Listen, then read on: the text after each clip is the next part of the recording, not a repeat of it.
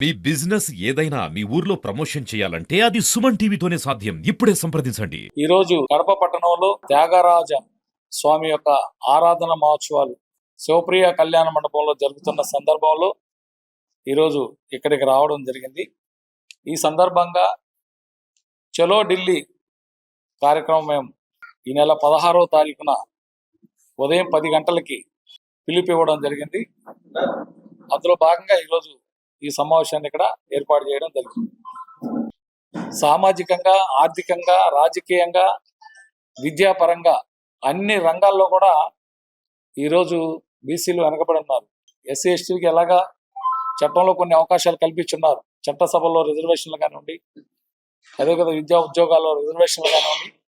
కానీ అటు ఇటు కాకుండా ఈరోజు సతమవుతున్నది ఎవరంటే బీసీలు. అనేక కులాల వాళ్ళు బీసీలు ఈరోజు సమాజానికి సేవ చేస్తున్నటువంటి ఈ కులాలని మాత్రం పూర్తిగా రాజకీయ పార్టీలు విస్మరించాయి. కాబట్టి దేశవ్యాప్తంగా మేమందరం కూడా గౌరవ ప్రధానమంత్రి శ్రీ నరేంద్ర మోడీ గారికి కూడా తెలియాలనే ఉద్దేశంతో అనేక సంవత్సరాలుగా మరి ఢిల్లీ జంతర్ మంతర్ దగ్గర చలో ఢిల్లీ అని చెప్పేసి ఆంధ్రప్రదేశ్ నుండి, తెలంగాణ నుండి, కర్ణాటక అనేక రాష్ట్రాల నుంచి కూడా మరి అక్కడికి అందరిని ఆహ్వానించి జంతర్ మంతర్ వద్ద దగ్గర ధర్నాలు నిర్వహించడం జరుగుతూ ఉంది. అయినప్పటికీ కూడా మరి నేటి వరకు కూడా ఇంకా అనేక డిమాండ్స్ అట్లాగే పెండింగ్ లో ఉన్నాయి.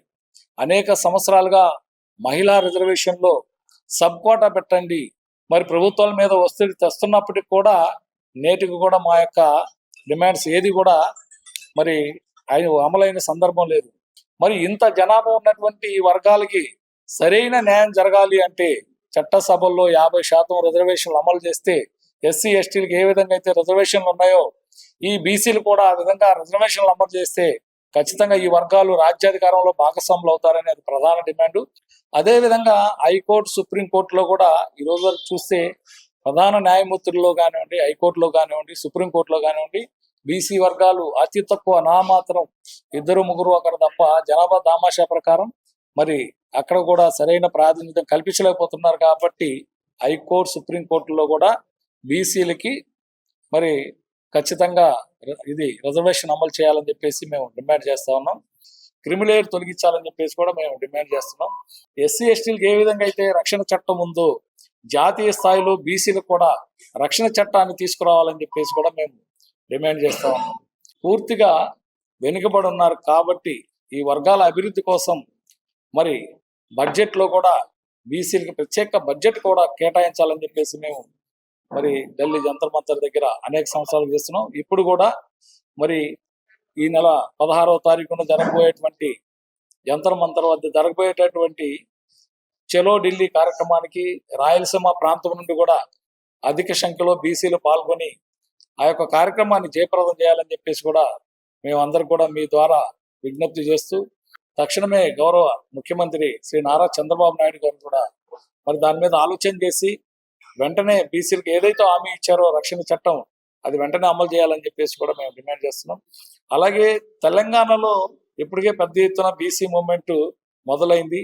ఆ యొక్క ప్రభుత్వం 42% ఇస్తామని చెప్పేసి ఎన్నికల హామీ ఇచ్చి ఈరోజు అధికారంలోకి వచ్చిన తర్వాత వారే హామీ ఇచ్చారు 42% అని చెప్పేసి మరి జీవో నెంబర్ 9 విడుదల చేశారు. జీవో నెంబర్ 9 విడుదల చేసి కూడా దానికి వారి తరపు నుంచే కోర్టులో మరి ఫిల్ వేయించి దాన్ని ఆబ్దాలు చేయడం జరిగింది.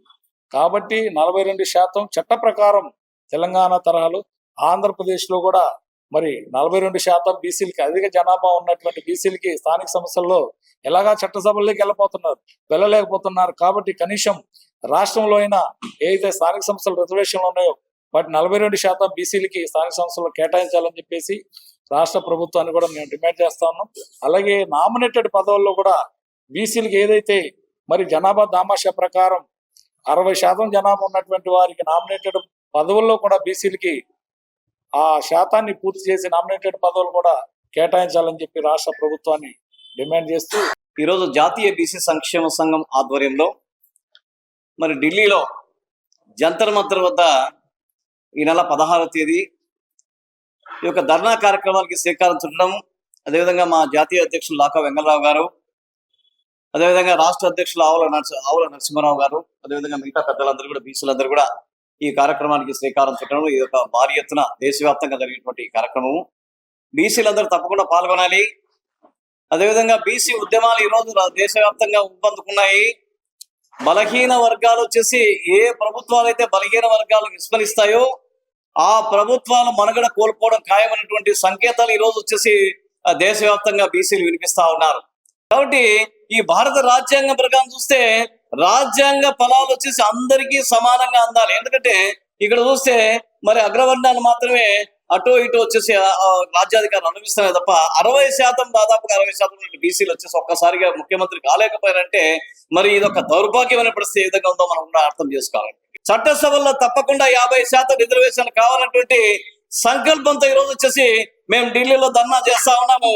మా వాళ్ళందరినీ కూడా తీసుకొనేసి తప్పకుండా సాధించే వరకు కూడా మేము శీతాకాల సమావేశాలు జరుగుతా ఉన్నాయి. కాబట్టి ఈ యొక్క పార్లమెంట్ లో ఖచ్చితంగా బిల్లు పెట్టాలి 50% రిజర్వేషన్ అని చెప్పేసి ఈ సందర్భంగా మేమందరం కూడా కేంద్ర రాష్ట్ర ప్రభుత్వం డిమాండ్ చేసేందుకు కూడా మేము సిద్ధమైపోయాము. కాబట్టి తప్పకుండా అన్ని ప్రధాన పార్టీలు కూడా రేపు వచ్చేసి రాబోయే అసెంబ్లీ ఎన్నికల్లో కానీ పార్లమెంట్ ఎన్నికల్లో కానీ దాదాపుగా 60% వచ్చేసి బలహీన వర్గాలు కేటాయించాలి సీట్లు అని చెప్పేసి సందర్భంగా అన్ని ప్రధాన పార్టీలు కూడా మేము డిమాండ్ చేస్తా ఉన్నాము. మా బీసీలంతా కూడా రాష్ట్రం కావచ్చు భారతదేశ వ్యాప్తంగా కూడా ఎన్నో ఇబ్బందులకి గురవుతున్నారు. స్వాతంత్రం వచ్చి 78 సంవత్సరాలు అయినప్పుడు కూడా ఈ రోజు కూడా రాజ్యాధికారం రాకపోవటం చాలా బాధాకరంగా ఉంది. చాలా బాధపడుతున్నాము.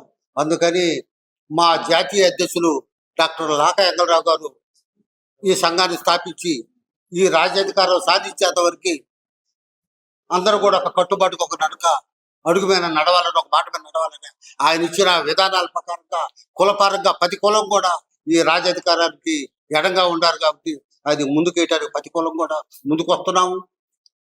ఒక దేవస్థానంలో కావచ్చు, ఒక కుల వృత్తి కావచ్చు, సౌర వృత్తి కావచ్చు, అన్నిట్లో కూడా మాకు అన్యాయం జరుగుతుంది.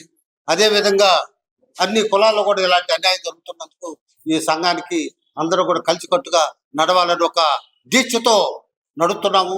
ఈ రోజున ఢిల్లీలో జంతర్ మంతర్ దగ్గర ఒక ధర్నా చేయడానికి కూడా దాదాపు 200 మంది ఈ రోజున మనం రిజర్వేషన్ చేసుకొని ఢిల్లీ వెళ్ళటానికి కూడా అన్ని కులాలు కూడా సిద్ధంగా ఉన్నాము. ఇవాళ జాతీయ బీసీ సంక్షేమ సంఘం జాతీయ అధ్యక్షులు లాగా వెంగళరావు గారు కడపకు ఇచ్చేసినటువంటి సందర్భంగా చలో ఢిల్లీ ప్రోగ్రాంకు కడపలో ప్రెస్ మీట్ పెట్టడం జరిగింది. ఆయన లాగా వెంగళరావు గారు మునుపు రాష్ట్రమంతా పర్యటించి బీసీలను ఐక్యత చేసే దాంట్లో ఎన్నో సంవత్సరాలుగా బీసీల కోసం పోరాటాలు చేస్తున్నటువంటి వ్యక్తి లాగా వెంగళరావు గారు.